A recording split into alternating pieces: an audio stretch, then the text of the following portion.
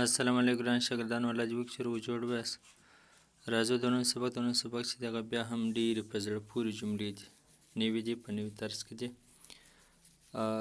راځئ در سره زده کړئ. دا هم ډېرې زیاتې اسماجي په انګریزي سپیکینګ کې. اول یې لږ کوچنۍ جملې دي، بیا وروسته بیا څه اوږدې جملې. نیدر ون یا نیدر ون په دواړو کې یو له هم نه. either one په دواړو کې یو ده نه.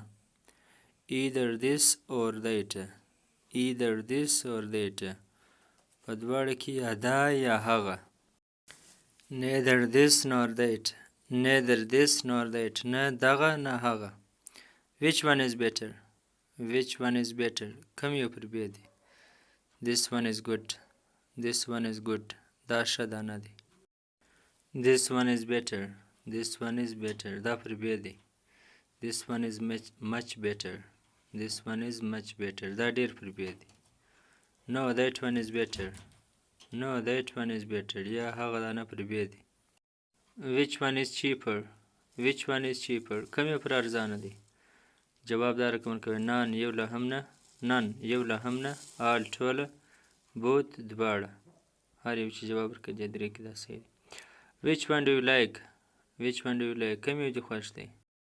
I like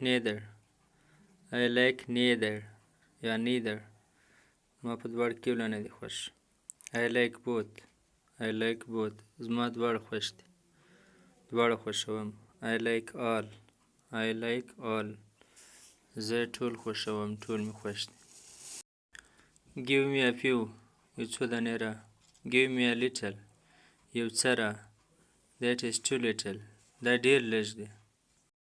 we have a little time زموږ سره لږ وخت شته. I know a few people زه یو څه خلک پیژنم.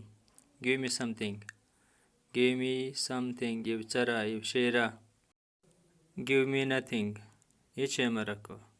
give me nothing. someone came یو څوک راغلی. no one came هیڅوک نه دی راغلی. anyone can come هر څوک کولی شي، هیڅ څوک کولی شي چې راشي. let's go somewhere راځه چې یو ځای ولاړ شو. why did you do that دا تا ولې وکړل، هغه تا ولې وکړ. مننه. دا و زموږ د نن سبق چې ډېر په زړه پورې جملې ولې چې موږ یې په ورځني ژوند کې استعمالوو. الله حافظ.